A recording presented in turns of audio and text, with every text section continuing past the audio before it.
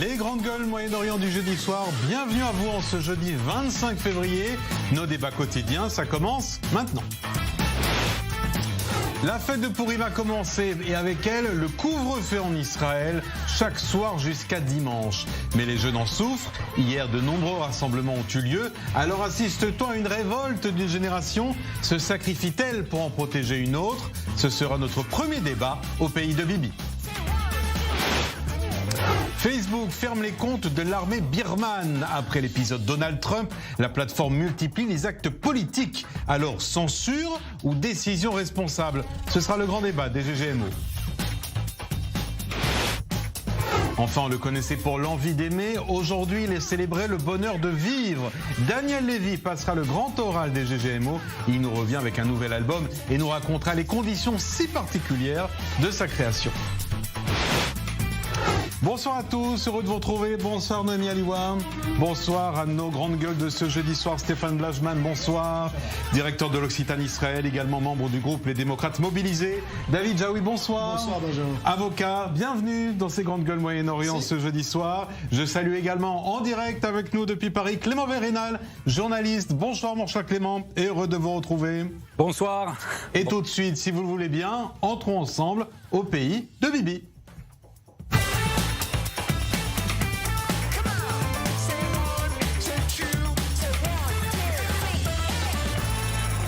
Et oui, pour les Juifs du monde entier, Pourim est la fête des déguisements et du carnaval. Mais cette année, interdit en Israël de sortir le soir défilé. C'est le couvre-feu. Il a commencé d'ailleurs il y a une demi-heure tout juste. Aussi, certains ont trouvé la parade, c'est le cas de le dire. Ils sont sortis faire la fête, mais avec 24 heures d'avance, Noémie. Exactement, hier soir, c'était ce qu'on peut dire la fiesta aux quatre coins du pays et surtout dans les rues de Tel Aviv. Comme vous pouvez le voir sur ces images, des milliers d'Israéliens sont sortis dehors pour fêter Pourim avant l'heure, souvent déguisés comme le veut la tradition, avec une pinte de bière ou un verre de vin à la main. Certains revenaient d'ailleurs de la manifestation qui avait eu un petit peu plus tôt place Abima contre le passeport vert, qui va bientôt se généraliser pour pouvoir bénéficier de la levée des restrictions. Ils ont fait la fête jusqu'au bout de la nuit en jouant plus ou moins au chat et à la souris avec la police, et nombre d'amendes ont été mises sans que cela ne permette véritablement d'y mettre un terme. En tout cas, ces attroupements ont rendu furieux le ministre de la Santé qui s'est fendu d'un tweet à l'égard de ces fêtards. En voici un extrait. Ceux qui participent à des fêtes doivent le savoir. Un pic de la maladie sera enregistré à votre nom. La fermeture de l'économie sera à cause de vous. La perte de vie humaine sera sur votre conscience. Rappelons qu'un couvre-feu de 3 jours est entré en vigueur depuis environ une demi-heure pour minimiser les rassemblements pendant les vacances. L'année dernière, les rassemblements des fêtes de Pourim avaient plongé le pays dans son premier confinement. Alors, la désobéissance s'est-elle poursuivie ce soir? Eh bien, pour le savoir, nous allons retrouver Yael Kahn en direct depuis Tel Aviv. Bonsoir Yael, vous êtes avec nous à Florentine, le quartier des jeunes de Tel Aviv, avec un beau collier de fleurs justement sur votre tête, une belle couronne si je puis dire. Alors, ont-ils bravé le couvre-feu pour sortir déguisé et boire? Alors Benjamin, ici rue Levinsky, il y a quelques personnes qui ne respectent pas le couvre-feu. Il est 21h passé, cela fait maintenant plus d'une demi-heure qu'elles devraient être rentrées chez elles. Mais vous pouvez le voir derrière moi, elles sont là entre amis, en train de profiter, en train de rigoler, en train de boire un verre. Tout à l'heure, il y avait beaucoup plus de monde, mais la police est passée aux alentours de 20h15 pour rappeler à l'ordre. Alors j'ai pu parler avec ces personnes qui sont toujours présentes et qui m'ont dit être très en colère contre le gouvernement israélien. Il y en a marre de toutes ces restrictions imposées. Nous sommes jeunes, on veut profiter. C'est pour ça que nous avons décidé de ne pas respecter ce couvre-feu. Un jeune homme m'a même lui dit: je suis en très bonne santé, je ne risque rien. Je suis donc sorti ce soir-là. Alors, il faut savoir que ça n'est pas le seul lieu à Tel Aviv où il y a encore des jeunes dehors. Il y a certains endroits où ce sont des fêtes clandestines qui sont organisées ce soir, et ces fêtes attendent même jusqu'à 1000 personnes, des personnes qui font donc fi des restrictions imposées par le gouvernement israélien. Celui-ci a décidé d'imposer ce couvre-feu pour ne pas qu'il y ait une augmentation du nombre de cas de coronavirus. Il avait d'ailleurs plutôt rappelé à l'ordre la jeunesse, leur avait dit de ne pas se rassembler rassembler car la pandémie de coronavirus n'est pas encore derrière nous. Merci beaucoup Yael Kahn, et gardez cette belle couronne sur votre tête, elle vous va si bien. Alors, on voit que malgré les restrictions et le couvre-feu imposé, il y aura peut-être l'ambiance ce soir dans certains quartiers de Tel Aviv. Stéphane Blajman, ces jeunes qui soit vont braver les interdits, soit qui l'ont fait hier soir déjà, avec 24 heures d'avance, ont bravé le couvre-feu pour fêter Pourim. Vous les trouvez irresponsables ou vous les comprenez ? D'abord, je reviendrai juste sur le tweet de notre ministre de la Santé. Je ne l'ai pas entendu dire grand-chose quand il y a eu ces rassemblements de dizaines de milliers d'orthodoxes dans les rues. Là, il s'est tu, mais ça n'arrangeait pas, c'est dans sa majorité. Mais pour revenir à ce qui nous intéresse... C'est ce qui s'appelle un scud bien envoyé. Et ce n'est que la vérité. Excusez-moi, ils avaient réagi.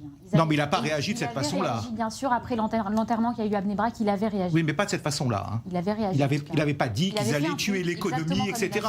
Il s'était simplement dit que ce n'était pas bien, etc. Non, il avait condamné. Oui, mais il n'avait pas expliqué qu'on allait tuer l'économie, que tout serait de leur faute, etc. Il y a une grosse différence. Il n'y a pas des morts sur la conscience non plus. Mais pour revenir à ces jeunes, écoutez, on a tous été jeunes. Nous, on a eu une jeunesse où on pouvait sortir, tout allait bien. Donc, il faut essayer de comprendre aussi ce qui se passe aujourd'hui. C'est que tous les jours, on a d'autres décisions. Rien n'est compris par les gens. On ferme, on ouvre. Là, ils nous ferment tout entre 8h30 du soir et 5h du matin. Mais toute la journée, vous continuez à vous promener, à faire ce que vous voulez. Il y a une incompréhension totale. Et à un moment donné, les gens en ont marre. Ça va faire 1 an. Hein, ça va bientôt faire 1 an qu'on est les 3 quarts du temps fermés. Et franchement, à un moment donné, on a fait les vaccins, on a respecté, on a fait tout ce qu'on nous a dit, mais à un moment donné, les jeunes, ils en ont marre, ils ont envie de vivre un petit peu. Oui, mais vous dites qu'il y en a marre, mais il y a comme le souvenir, il y a 1 an tout juste, de la fête de Pourim, version 2020, qui a été le début des contaminations. Mais on n'était pas vaccinés. Non, mais peut-être justement, le gouvernement a la même appréhension de se dire, peut-être que justement, ça va être de nouveau un cap franchi. Écoutez, on nous a expliqué que si on se vaccinait, tout allait aller bien, on a couru se vacciner. Je pense qu'en Israël, d'ailleurs, on est le pays où les gens en pourcentage sont le plus vaccinés, les jeunes sont vaccinés. On aurait dû ouvrir les portes ce soir ? Je ne dis pas qu'on aurait dû ouvrir les portes, mais cette façon de faire avec ce couvre-feu, on a ouvert les magasins dimanche, et là, d'un seul coup, on refait le couvre-feu. Alors, si ça avait été un peu logique, ils auraient attendu dimanche pour tout rouvrir. Mais ils font des choses, personne ne comprend rien. Je vous dis franchement, à un moment donné, moi je les comprends, je ne dis pas qu'ils ont raison, mais je comprends que les gens en aient un petit peu marre et qu'ils passent un petit peu au-dessus des lois. David Jaoui. D'abord, il faut dire que tous les jeunes ne sont pas nécessairement vaccinés, et ça c'est le premier point qu'il faut soulever. Et en effet, c'est plutôt auprès des populations plus jeunes qu'on voit une réticence à la vaccination. Ils n'étaient pas priorisés au début pendant la campagne de vaccination, et aujourd'hui ce sont plutôt eux qui sont plus réticents à se présenter au poste de vaccination. Donc ça c'est le premier point. Mais une fois qu'on a dit ça, et même si je compatis avec cette situation-là, moi je pense qu'il y a une distinction à faire entre ce qu'on a vu hier soir, qui sont, ou d'ailleurs les quantités de personnes qu'on a vues dehors, ce n'ont rien à voir avec les images qu'on vient de voir à la télévision maintenant. Donc hier soir, on voyait beaucoup plus de monde dans la rue. Ils faisaient ça juste avant le couvre-feu. Ils faisaient ça dans le cadre du take-away. J'achète ma bière, je la bois dans la rue. On essaye de faire ça plus ou moins dans les règles. Oui, mais on peut pas parler. On va pas se cacher d'un autre petit doigt. C'était des rassemblements. Il y avait plus de 20 personnes en extérieur. C'était de façon contraire à la loi. Mais de là à parler de révolter des jeunes, moi justement c'est ça le point intéressant, c'est que non, si les jeunes avaient voulu se révolter, ils sortiraient, ils casseraient tout, et machin. Donc on n'est pas dans la révolte des jeunes, on est dans les jeunes qui sont en effet frustrés avec la situation. Ils essaient de faire ça plus ou moins dans les règles et jouent au chat à souris. C'est quoi le mot ? C'est contestation plutôt. C'est pas révolte, c'est contestation. On essaye de faire les choses plus ou moins dans les règles. C'était pas des choses organisées hier. Ça s'est vraiment fait parce que les gens étaient dehors, etc. Et je trouve que dans ce contexte-là, chacun est un peu dans son rôle. Chacun est dans son rôle. Les jeunes, le gouvernement émet des décrets, les jeunes essayent de faire ce qu'ils peuvent dans ce cadre-là, plus ou moins. Peut-être qu'on arrondit un peu les coins, on n'est pas dans la rupture totale avec l'autorité. Le gouvernement condamne, ils vont changer les règles et ça va être ce jeu-là. Je pense que malheureusement c'est la situation dans laquelle c'est un jeu du chat et à la souris. Et ça c'est une grande différence avec ce qu'on voit ce soir, avec les fêtes organisées, les fêtes clandestines. Là on est dans un phénomène autre, mais qui ne représente pas nécessairement la majorité des gens. J'aimerais saluer le rappeur Rost qui nous a rejoint sur ce plateau des Grandes Gueules du jeudi soir. Bonsoir mon cher Rost, merci d'être avec nous. Bonsoir. Bon, j'aimerais vous entendre aussi parce qu'il y a eu énormément de cas aussi en France, pas seulement ici en Israël à l'occasion de Pourim, mais ce couvre-feu bravé en France, on a vu énormément d'images également. Vous la sentez sacrifiée aujourd'hui, cette jeunesse ? Oh non, Vas-y. Mais c'est évidemment que c'est ceux qui paient le plus lourd tribut, c'est la jeunesse, les étudiants surtout. Je vois en France, par exemple, il y a une étudiante qui vient de se suicider justement parce qu'elle n'en pouvait plus de ces mesures. Donc, il y a un problème de fond. C'est ceux qui... Les travailleurs, à la rigueur, ils ont quand même malgré tout le chômage partiel, ils ont des mesures.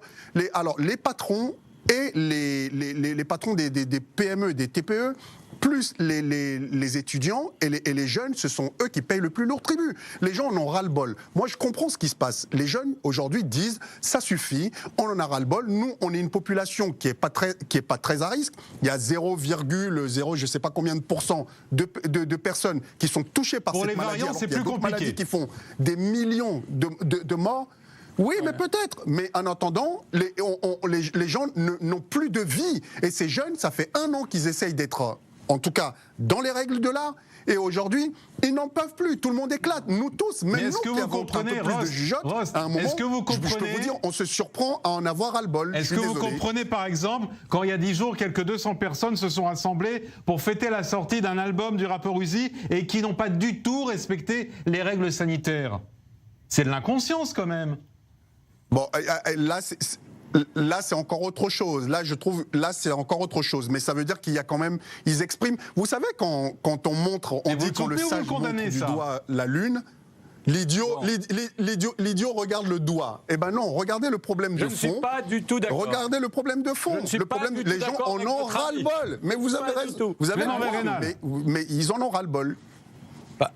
Bon, écoutez, je vais assumer le rôle du vieux schnock scrognonieux, mais certes, comme dit le poète, la valeur n'attend pas le nombre des années, mais la jeunesse n'est pas, d'une part, une valeur en soi. Alors, je sais que c'est compliqué pour tout le monde, mais c'est compliqué pour toutes les classes d'âge, pour toutes les catégories professionnelles. Il y a des gens aussi plus qui pour les jeunes. Non, je suis désolé. Les vieux meurent beaucoup plus que les jeunes, et il y a derrière justement un certain jeunisme, avec plein d'arrière-pensées. Alors, certes, Le Monde, déjà, il y a plusieurs semaines, a fait un article disant que le pouvoir redoutait une révolte de la jeunesse. Le terme a été employé ici en France. Je me demande s'il n'y a pas eu des arrière-pensées de politique, de dire « Allez les jeunes, nous on est trop vieux, allez-y, faites la révolution, profitez de la crise Covid pour faire la révolution ».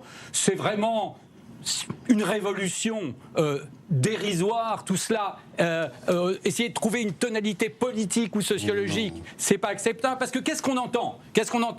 Le système ne va pas, on veut renverser des montagnes. Pas du tout, on entend, on veut faire la fête. Mais on veut non, aller dans les bistrots. Mais c'est pas ça, mais non. Rendez-nous nos cinoches et nos salles de concert. Mais pas que. Voilà. Donc finalement, c'est pas du tout une révolte. C'est une soumission. C'est une soumission.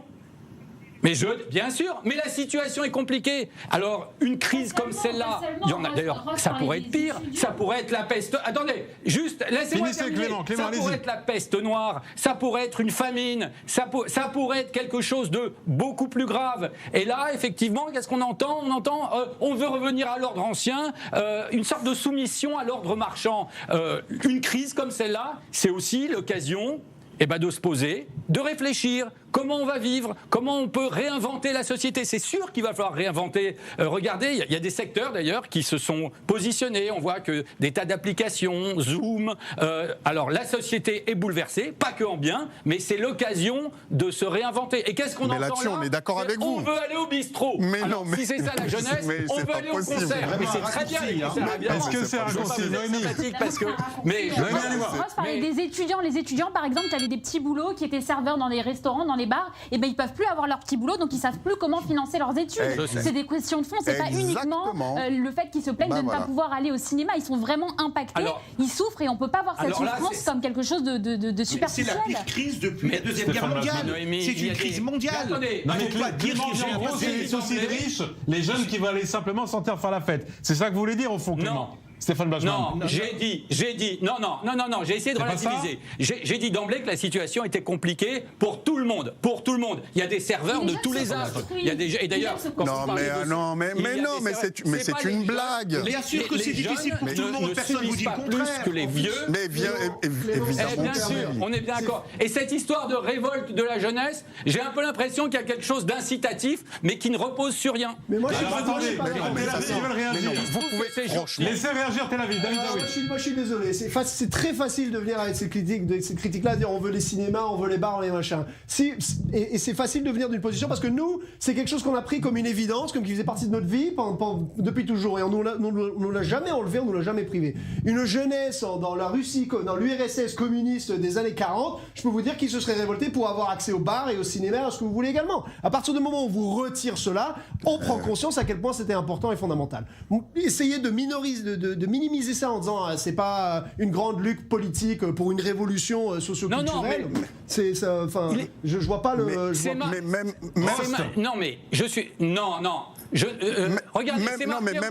Même au-delà du simple fait de se dire je vais sortir, et c'est ce que disait Noémie. Il y a une réalité au fond, c'est que vous avez plein de jeunes qui travaillaient à l'époque, qui arrivaient à se débrouiller pour s'en sortir. Aujourd'hui, ils n'ont plus ça. Je croisais une jeune fille tout à l'heure qui me disait qu'elle n'en peut plus. Elle est en pleine dépression parce que justement, elle n'y arrive plus. Elle a envoyé des centaines de CV. Tout le monde lui dit non, on n'a pas de boulot pour toi. Donc, il déprime. Oui, mais ça, c'est pas propre à la jeunesse. Vous savez, je veux dire, la crise de l'emploi, oui, tout le monde aujourd'hui. Vous avez le propriétaire d'un magasin qui a fermé depuis un an, ou un artiste ou le propriétaire d'une salle de spectacle. Il ne faut pas être jeune pour subir cette crise-là.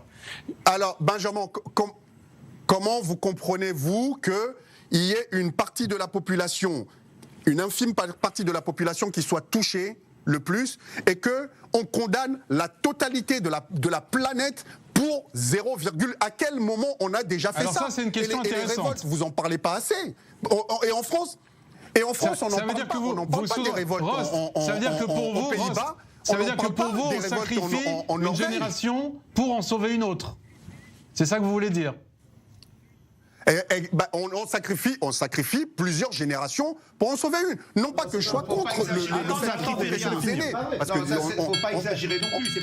Attendez, on va se terminer. Je vous donne la parole après. C'est une réalité, ça fait un an, ça suffit. Ça fait un an, ça fait un an. Ça suffit. Mais on sacrifie tout le monde, c'est pas une génération. C'est une situation. Écoutez, on sacrifie, attendez, on sacrifie tout le monde. Stéphane Blasman, s'il vous plaît. Excusez-moi, tout le monde est touché. Que vous soyez une personne de 80 ans, de 70 ans, de 60 ans, à tout le monde est touché. Alors ensuite, chacun va réagir différemment. Effectivement, pour les jeunes, c'est plus difficile d'une certaine façon parce que ils ont peut-être plus d'énergie, ils sont dans un autre système de vie. Mais on sacrifie tout le monde. Aujourd'hui, on a fait un sacrifice de toutes les générations. Tout le monde est touché. Et pour s'en sortir, on n'a pas le choix, on est obligé de respecter certaines règles. Maintenant que les jeunes aient plus de mal à les respecter, ça a été vrai tout le temps et pour tout le monde. Mais enfin, est-ce que je peux juste vous poser une question?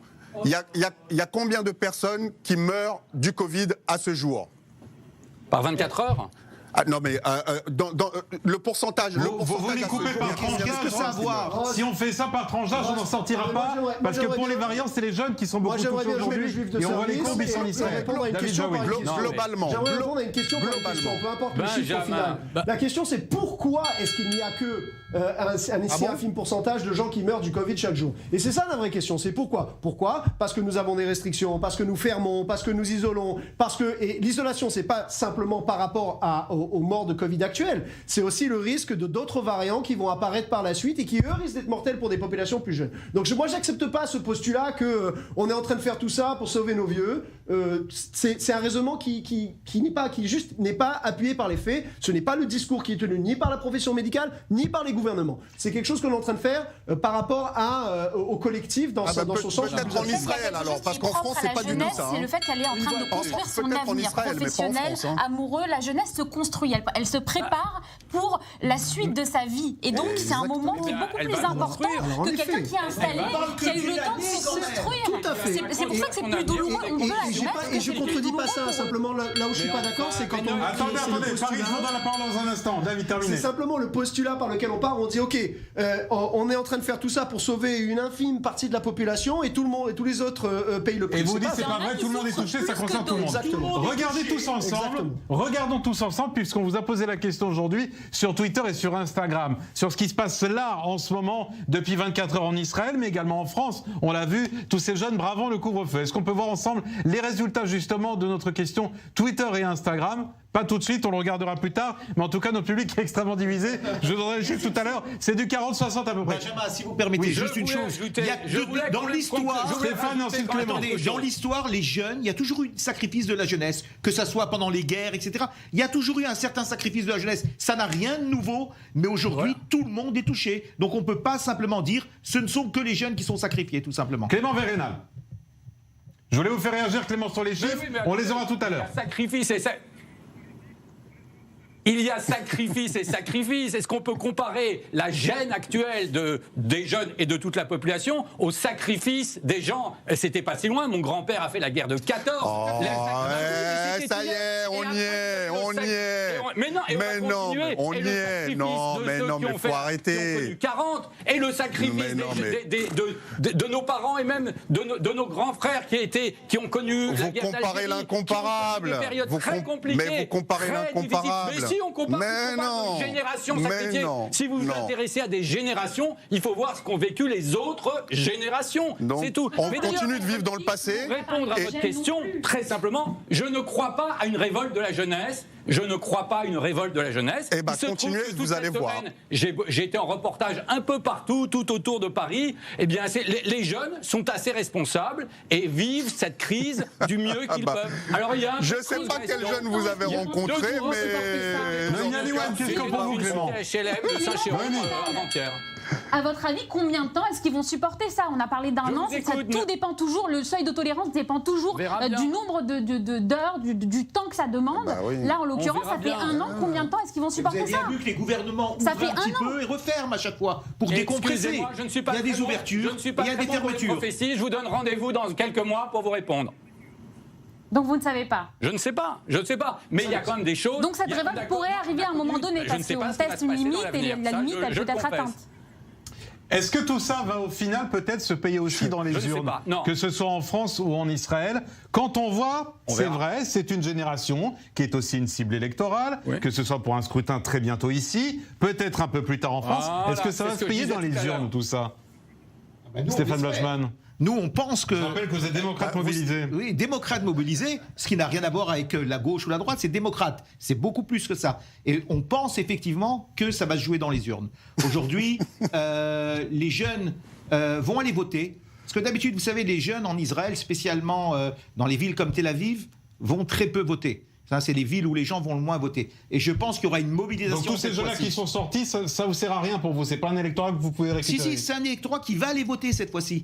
D'habitude, ils ne vont pas voter, mais cette fois-ci, je pense que c'est cet électorat qui va faire changer le pouvoir en Israël. Alors regardez, ça y est, l'ordinateur marche. On va pouvoir voir les résultats de notre question Twitter et Instagram du jour. Est-ce que la jeunesse est inconsciente? On vous a posé cette question-là aujourd'hui. Regardez quand même, il y a une petite majorité, 56% qui dit oui, non 44%. David Jaoui, moi j'aurais pensé que les résultats seraient peu clivés. Franchement, moi j'aurais voulu voir les mêmes statistiques d'il y a 10 ans, ou d'il y a 20 ans, ou d'il y a 30 ans. Je ne pense pas qu'il y ait quelque chose qui ait changé fondamentalement. Demandez à mon père s'il trouvait que j'étais inconscient quand j'avais 20 ans. Il vous dirait oui, et ses copains aussi. Donc là, pareil, encore une fois, si le thème c'est y a-t-il une révolte de la jeunesse qui pour une quelconque raison... Une colère qui gronde, en tout cas. La distingue des générations qui l'ont précédé au même âge, moi je ne suis pas convaincu. Bien. Rost, un petit mot dans les 30 secondes qui nous restent. Parce que vous êtes tout de même, en tant que rappeur, un leader d'opinion. Est-ce que vous avez un message justement à adresser à tous ces gens qui bravent tout de même ces interdits? Vous n'allez pas leur dire bravo tout de même? Non, mais je ne suis pas le mieux placé pour leur dire... moi, je ne suis pas là pour leur faire la... Il a craqué sous la pression, Rost, ça y est. Moi, j'envoie un message. Non, mais c'est extraordinaire, parce que moi, je ne suis pas là pour leur faire la leçon. Par contre, je comprends simplement que tout le monde en a ras-le-bol. Moi-même, j'en ai ras-le-bol et qu'on veut revivre. C'est pas si simple que ça. On est tous d'accord là-dessus. On va marquer une petite pause et dans quelques instants, tous ensemble, on va parler de Facebook. Vous vous souvenez des dernières semaines, on parlait du compte de Donald Trump qui était fermé. Cette fois-ci, c'est celui de l'armée birmane. Alors, est-ce que Facebook s'est transformé en un immense censeur ou en responsable de la pensée unique? Je vous poserai la question aux uns et aux autres dans un instant. Et notre invité pour le grand oral, il a eu pendant si longtemps l'envie d'aimer. Il revient ce soir avec un nouvel album. Daniel Lévy sera avec nous. À tout de suite.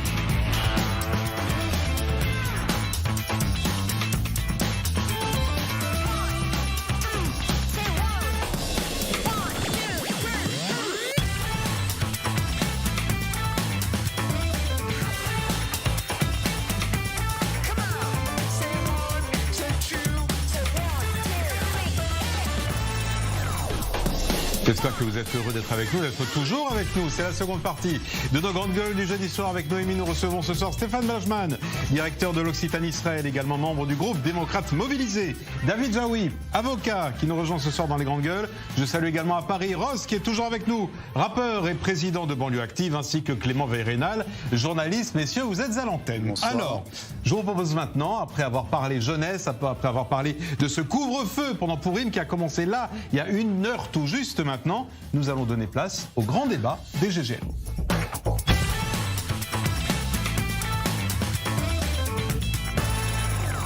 C'est là que s'affronte désormais la scène politique, les réseaux sociaux. Mais aujourd'hui, les plateformes font leur choix. Il y a ceux qu'elles laissent parler, ceux qu'elles décident au contraire de censurer. Dernier exemple en date, Noémie, la jeune Birman. Exactement, puisque pendant plusieurs années, le réseau social était accusé d'être la principale plateforme utilisée par l'armée pour diffuser sa propagande. Et donc aujourd'hui, Facebook a pris cette mesure à la fois sans précédent et sans appel en fermant tous les comptes liés à l'armée birmane, qu'il s'agit des militaires, des entités contrôlées par les forces armées, qu'il s'agisse des pages personnelles ou même de la publicité.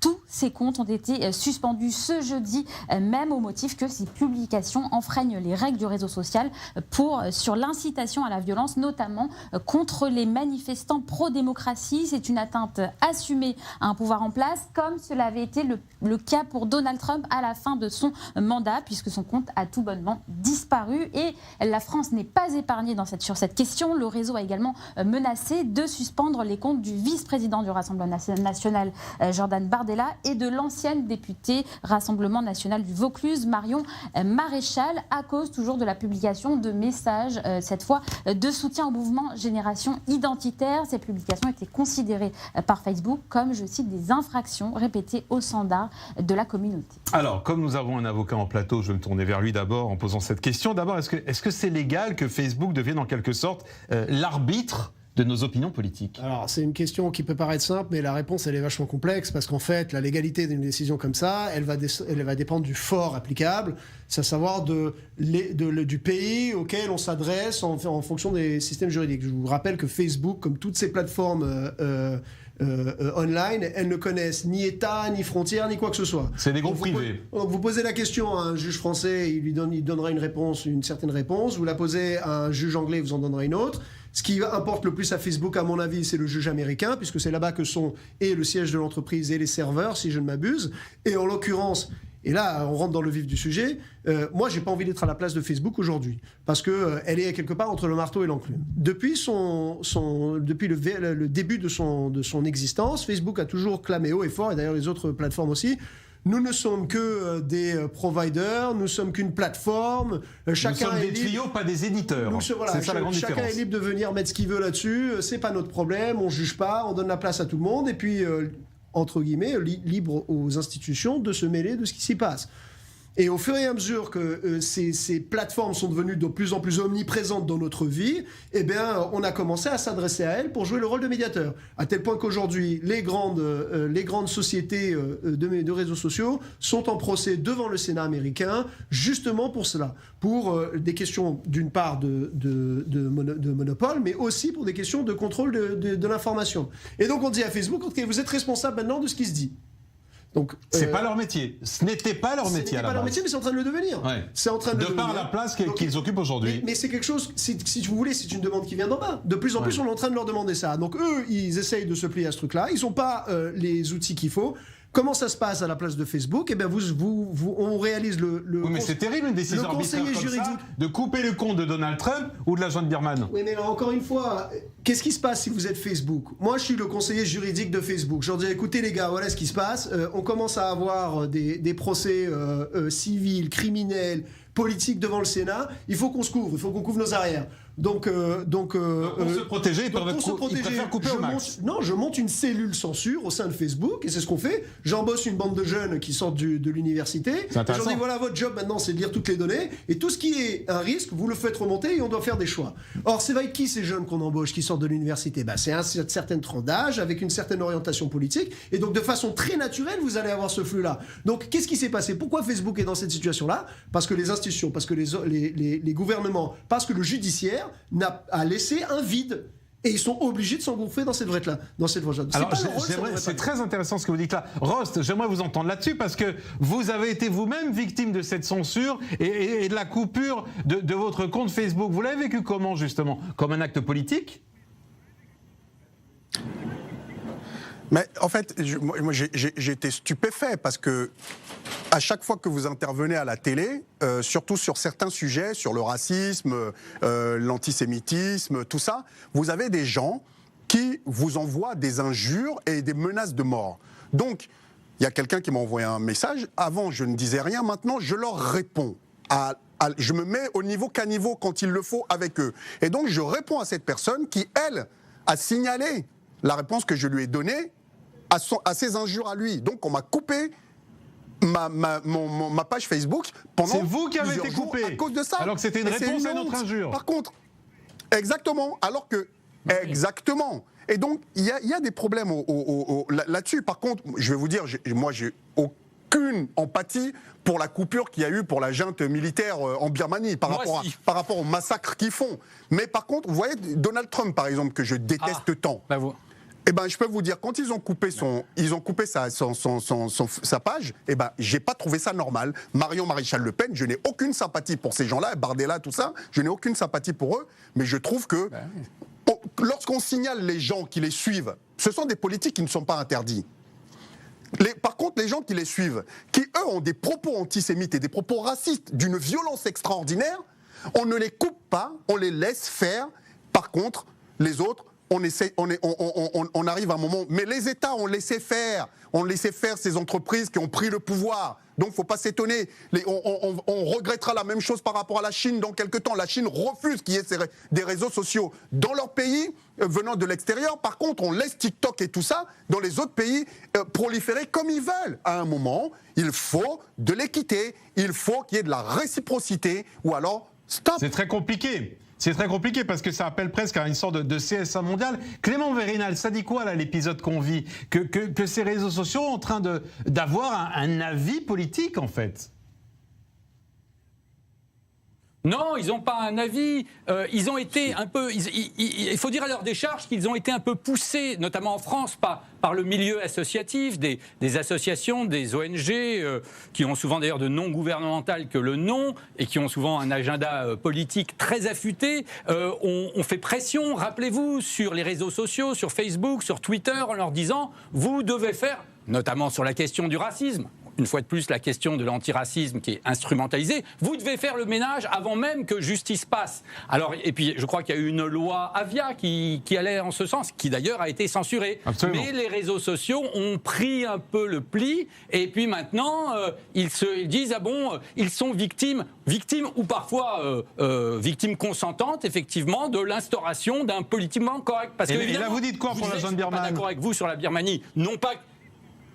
Mais moi, je n'ai pas de sympathie particulière, bien entendu, pour la junte birmane. Je vais vous faire un aveu, je n'ai pas eu le temps je ne suis pas au courant de tous les dossiers, je n'ai pas encore eu le temps, avant de venir ici, de consulter la notice Wikipédia sur ce qui se passe en Birmanie. Mais c'est extrêmement dangereux. C'est extrêmement dangereux. Parce que vous savez comment... Mais ils sont en train de massacrer les populations.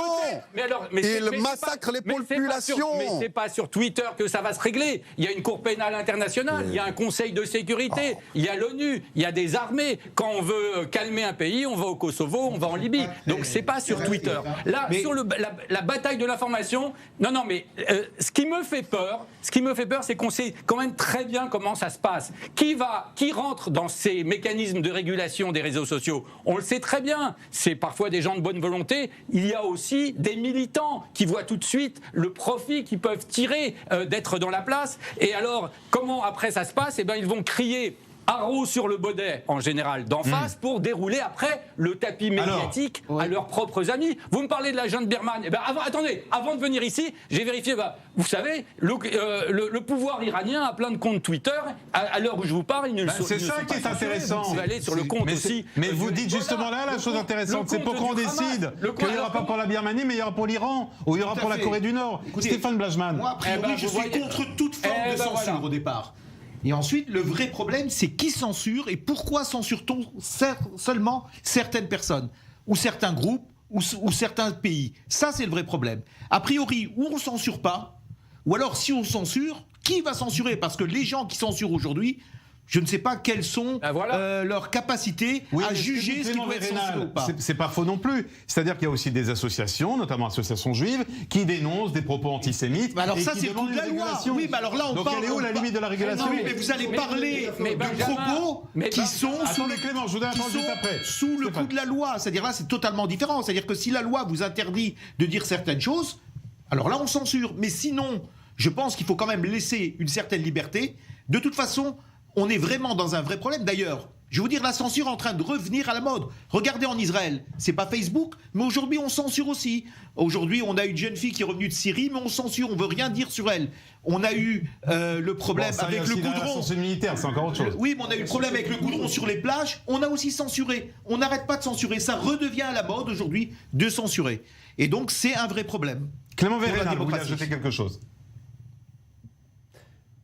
Il y a deux aspects. Il y a l'aspect judiciaire. Ça, ce sont les tribunaux qui s'en occupent. Alors, la loi de la presse est un peu ancienne. On peut effectivement trouver des nouvelles lois, des nouvelles procédures pour aller plus vite et sanctionner tous ces micro-dérapages, tous ces petits dérapages racistes, antisémites, tout ce que vous voulez, d'apologie du terrorisme ou autre. Maintenant, sur le plan de la guerre de l'information, la censure est la pire des solutions. Parce que la seule question, pour résumer, la seule question, c'est qui décide qui est le fauteur de troubles et qui décide qui est le bon et qui est le méchant. Juste un exemple qui concerne Israël. Rappelez-vous les années 2000, la seconde intifada, la déferlante de désinformation et de diabolisation d'Israël. Eh bien, je peux vous dire que si ça recommençait aujourd'hui, très vite, eh bien, vous auriez des petits malins, des petits militants dans ces réseaux sociaux qui désigneraient, à la suite de campagnes de presse, qui diraient le fauteur de troubles, c'est Israël, et je ne donne pas cher de la peau de tous les sites d'information israéliens ou gouvernementaux israéliens qui seraient immédiatement censurés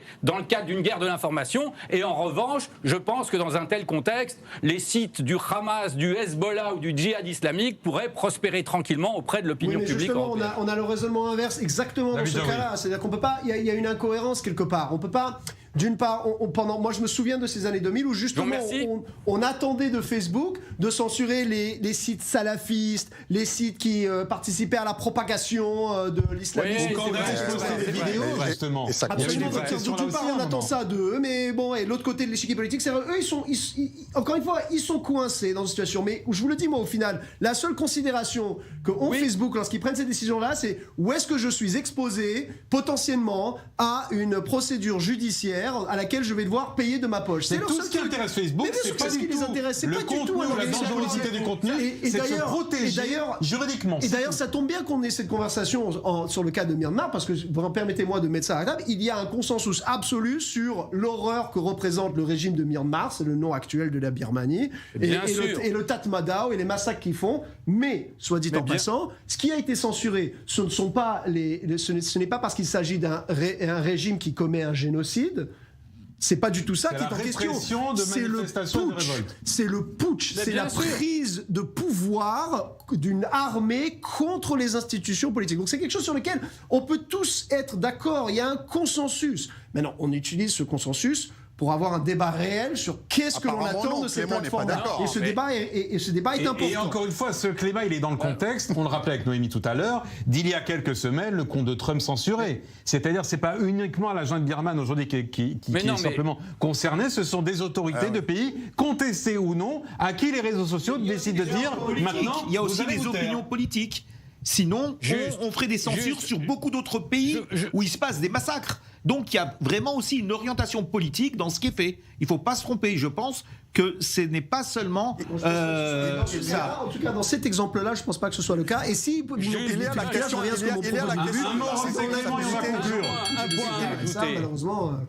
Clément Verena, un mot. Alors, il y a la question. Pardon. Un point pour conclure de mon point de vue. Le réseau social, le compte de la junte birmane ou iranien, c'est le thermomètre, c'est pas la fièvre. Moi, simplement, sans polémiquer, en tant que journaliste de base, j'ai besoin, même dans le cas d'une guerre, aussi atroce soit-elle, d'aller voir ce que me dit le gouvernement birman, le gouvernement iranien, le gouvernement israélien. Ils mentent peut-être, ils font de la propagande. Après, c'est le travail du journaliste. Il y a plusieurs niveaux dans la presse, dans des articles d'analyse, de dire la guerre guerre entre tel et tel pays se double d'une guerre de l'information, d'un certain nombre de mensonges médiatiques. Mais censurer l'information qui provient de ces réseaux sociaux, qui sont des sources d'information incomparables, très importantes pour le grand public comme pour les journalistes, c'est à mon avis une erreur. Bien. Clément, qu'est-ce que vous faites de la question des complotistes, par exemple? On en a beaucoup entendu parler là avec le Covid, de tous ces groupes Facebook qui sont extrêmement puissants, avec des centaines de milliers de personnes qui développent des fausses informations et donc qui propagent un danger manifeste. Un vrai problème. Alors réinvitez-moi pour une émission spéciale sur les complotistes, parce qu'il y a beaucoup de choses à dire. On parle des réseaux sociaux, c'est la même question. Un peu le concept. Oui, on exagère un peu. Bon, on ouvrira le débat un autre jour. Fourre-tout. Il y a des gens qui font de la... Il y a des gens qui font de la désinformation, il y a aussi de joyeux Texans qui se réunissent pour dire que la Terre est plate et pour boire de la bière et faire un barbecue autour de cette idée un peu fumeuse. Et ben c'est pas ça qui va mettre la planète en danger. Bien. Forme-là à faire de l'autocensure, c'est pas ça le rôle et on suivra ça les prochaines semaines. Qui sera le prochain censuré par Facebook? Ben écoutez, on le commentera ensemble parce que ça risque d'arriver. Place maintenant à notre invité du Grand Oral.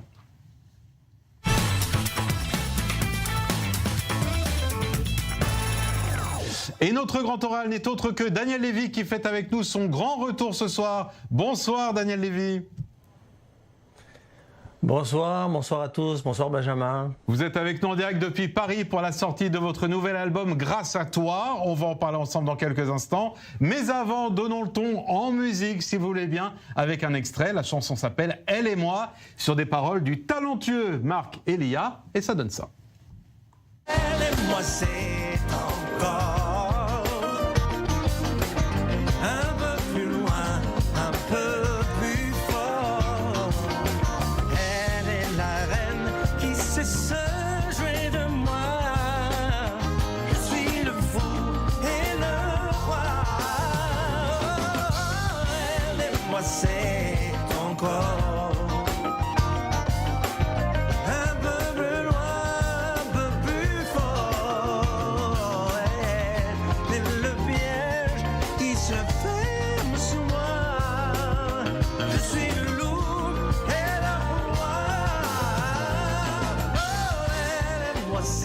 Elle et moi, extrait du nouvel album Grâce à toi de Daniel Lévy qui est en direct avec nous. Ça fait plaisir de vous réécouter et de vous entendre, mon cher Daniel. Ce toi que vous remerciez, c'est qui? C'est la vie ou alors c'est votre épouse qui vous a tant aidé dans votre combat contre la maladie?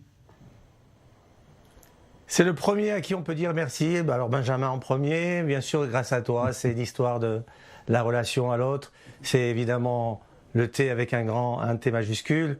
C'est l'autre en général, celui qui nous fait exister parce qu'on n'existe véritablement que dans les yeux des autres et à travers les autres. Bien sûr, il faut se constituer, se construire. Il ne s'agit pas de fuir ce qu'on doit devenir, mais c'est avec les autres qu'on est dans la concorde, qu'on est dans la confrontation, qu'on est dans l'harmonie aussi, donc on a besoin de l'autre, quoi. C'est une double victoire pour vous, cet album. À la fois le combat contre la maladie depuis 2 ans, à la fois également le combat contre des circonstances, parce qu'il me semble que vous l'avez enregistré alors que le confinement en France avait déjà commencé. Oui, je ne parlerai pas de combat, je dirais que c'est une victoire sur l'adversité en général, mais c'est ce qui nous fait être vivants. La vie n'est pas un long fleuve tranquille, ou alors ça serait vraiment ennuyeux. Je préfère prendre les torrents endiablés et avoir la ressource de passer les cascades, etc. Effectivement, cet album, on l'a commencé à la période du premier confinement, et on a eu tout le loisir, j'ai eu tout le loisir de travailler, même seul, sans trop déléguer, contraint, mais finalement c'était un bonheur. Avec et comment on enregistre alors de haute volée. Les musiciens, ils ont pu être avec vous, ils enregistrent à distance. Comment ils ont fait? Non, ceux qui étaient de passage, je les ai alpagués. Autrement, avec aujourd'hui les moyens d'informatique, on reçoit les fichiers. Et moi, j'ai fait le grand ordonnateur, le réalisateur. Et sur un grand Pulse, j'ai pu agencer les bouts comme ça de Pulse. Et c'était un travail formidable, mais encore faut-il avoir la matière. Et j'avais à mon service, si je puis dire, des formidables musiciens, des auteurs, Fred Zetoun, Ralph Adamson, et vous l'avez cité, Marc Elia, que vous connaissez bien, on finit de sublimer cet opus. Alors j'aimerais citer le texte de l'une de vos chansons dans cet album qui m'a beaucoup ému. La chanson s'appelle « Vivre aux éclats ». Je ne veux voir que la vie qui va, ne garder que l'important, faire une trêve, autoriser tous mes rêves, même les plus cinglés. C'est urgent de vivre autrement que dans la peur et l'évitement. Il est lourd ce texte. J'adore la philosophie. Oui, c'est Fred Zetoun, un de vos confrères. Absolument. Et j'adore ce néologisme-là, vivre aux éclats. C'est l'idée qu'on doit être dans la gratitude. C'est ce que j'ai voulu exprimer à travers ce titre-là, qui veut tout dire, qui est générique sans le vouloir. Il n'y avait rien de prémédité, mais il en ressort beaucoup de positif dans cet album. On peut parler des choses même un peu graves, mais encore faut-il trouver l'angle. Mais c'est une posture d'être dans la reconnaissance, vous l'avez dit aussi, une forme de résilience aussi. Mais encore une fois, dans l'adversité, même dans l'épreuve, on peut se découvrir des ressources et un potentiel qu'on n'imaginait pas. Ouais. Vous parlez d'adversité, on va quand même en dire un mot. Daniel Lévy, vous en êtes où aujourd'hui dans votre combat contre la maladie? Ça se passe bien, je suis stable, j'ai un traitement léger et... voilà. J'ai rappelé que vous aviez contracté un cancer du côlon, je précise quand même pour ceux qui n'auraient pas tout suivi. Oui, puis 2 ans avant, j'avais eu un rhume. Mais bon, le rhume, je l'ai bien soigné. Mais le cancer, oui, mais... Voilà. Vous regardez le sens de l'humour, c'est beau. Je dis à travers tous les médias, effectivement. C'est un moyen de défense, un moyen d'expression aussi que j'aime beaucoup. Mais aussi, c'est le regard qu'on nous a appris, que mon père m'a appris, une forme de dérision et la capacité à relativiser les choses, avoir de la distance sur les choses. Mais quoi qu'il arrive, nous sommes gâtés. On a un merveilleux cadeau qui est la vie. Alors on se lève tous les matins, on dit merci mon Dieu. Aujourd'hui, on fête depuis plusieurs millénaires une fête ancestrale Purim que je souhaite joyeuse à tout le monde, à tous nos corélégionnaires. Et d'ailleurs, j'ai toujours pas mangé. Mais en tout cas, on est dans la célébration que le meilleur est à venir, même dans les moments les plus graves. Les plus difficiles. Bah, écoutez, c'est très beau. Daniel, je vous remercie d'avoir accepté notre invitation parce que l'émission s'appelle Les Grandes Gueules et nos Grandes Gueules ont envie de parler avec vous. J'aimerais entendre par exemple Rost, votre confrère du milieu musical. Qu'est-ce que ça vous inspire, Rost, tout ce que vient de vivre Daniel Lévy? Parce que vous êtes tous en ce moment condamnés à devoir affronter le retour face au public qui ne se fait pas, les albums difficiles à enregistrer. Vous avez beaucoup de choses à partager aujourd'hui. Vous savez, alors c'est à qui vous posez la question? Frisson quand je l'entends parler parce que bonsoir. J'ai des frissons quand je l'entends parler parce que je partage cette philosophie à 1000%. Vous allez sur ma page Facebook, c'est exactement ce que je partage dessus. L'urgence de vivre, l'urgence de vivre. Quand vous traversez certaines situations, vous comprenez certaines choses. Alors pour revenir sur la partie artistique, c'est clair qu'il y a une frustration énorme des artistes depuis le Covid.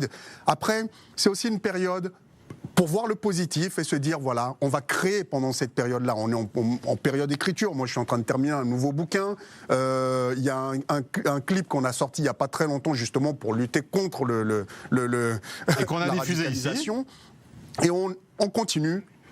Exactement. En tant qu'artiste, on continue de créer, mais cette philosophie de continuer de vivre, de se dire que chaque jour, vous savez, le morceau qui me suit, que j'écoute 50 fois par jour, on vit chaque jour comme le dernier, parce qu'on vient de loin. C'est le morceau de Corneille qui me suit depuis le 3 janvier où j'ai eu mon accident, où j'ai failli y passer. Depuis ce jour-là, cette chanson me suit 100 fois par jour. Daniel. Et merci pour cette belle philosophie que vous nous ramenez à travers cet album, Daniel. Daniel Lévy, est-ce que vous vivez chaque jour comme le dernier? Merci. Non, mais je préfère dire que chaque jour est une vie. Vous voyez, même dans la maxime, je veux rester quand même positif. Celui qui dirige ce monde, celui qui est maître de notre destin, parce que notre destinée, on a une petite part à jouer, mais celui qui connaît la fin de l'histoire, c'est le maître du monde. Il connaît aussi quand on s'en va. Il a fait en sorte qu'on arrive, mais il sait aussi quand on s'en va. Mais on a tellement de choses pour se réjouir. Ce monde est merveilleux, c'est un cadeau quotidien. On rencontre des gens. Est-ce que ce sera un cadeau quand les salles vont rouvrir Parce que vous savez qu'elles rouvrent déjà en Israël. J'imagine que vous observez ça de très près, vu de France. Oui, on est très admiratif de l'exemplarité d'Israël à tous les niveaux. Son rôle de cobaye, entre guillemets, c'est extraordinaire. Moi, je me suis fait vacciner, mais sans doute que l'impulsion a été favorisée par ce qui s'est passé en Israël. Et que, en tout cas, ils prennent les devants, ils ont un sens de l'analyse qui font que c'est les premiers à comprendre qu'il faut le vaccin. Et on est fiers de cette démarche-là. Aujourd'hui, le monde entier a besoin d'être vacciné. Il y en a eu d'autres avant dans l'histoire. On s'est vacciné contre les grands fléaux et puis on passe à autre chose. Alors, on espère des jours meilleurs, de la concorde, des artistes qui puissent retrouver leur public, pouvoir faire leur métier. Moi, j'ai fait un album qui reste au stade du laboratoire parce qu'il y a des chansons, elles prennent leur dimension avec toutes les composantes de la scène, l'interactivité du public, les musiciens sur le moment T. Merci. Alors, il me tarde de pouvoir livrer tout ça bientôt sur scène. Et on aura hâte de vous voir sur scène, Daniel Lévy. L'album est disponible sur toutes les plateformes. J'ai eu grand plaisir à l'entendre grâce à toi. Une dernière question, parce qu'on a fêté là, les 21 ans quand même des 10 commandements. Est-ce que vous pouvez me dire, Daniel, combien de fois dans votre vie on vous a dit « Daniel, chante-nous l'envie d'aimer » ? Alors, je ne suis pas fort en calcul. C'est pour ça que je ne pourrais pas vous répondre. Ça se compte en quoi? En milliers? En centaines de milliers? Oui, on me la demande régulièrement, mais je dois dire que c'est un bonheur parce que c'est une chanson qui porte en elle des valeurs fantastiques et c'est une chanson réussie qui est devenue un standard aujourd'hui. Écoutez, j'ai de quoi être fier. Il y a de quoi être fier. Alors maintenant, écoutez mes chansons et faites-leur vivre le même destin. Merci Daniel Lévy, merci à tous. C'est la fin de ces grandes gueules. Rendez-vous lundi soir.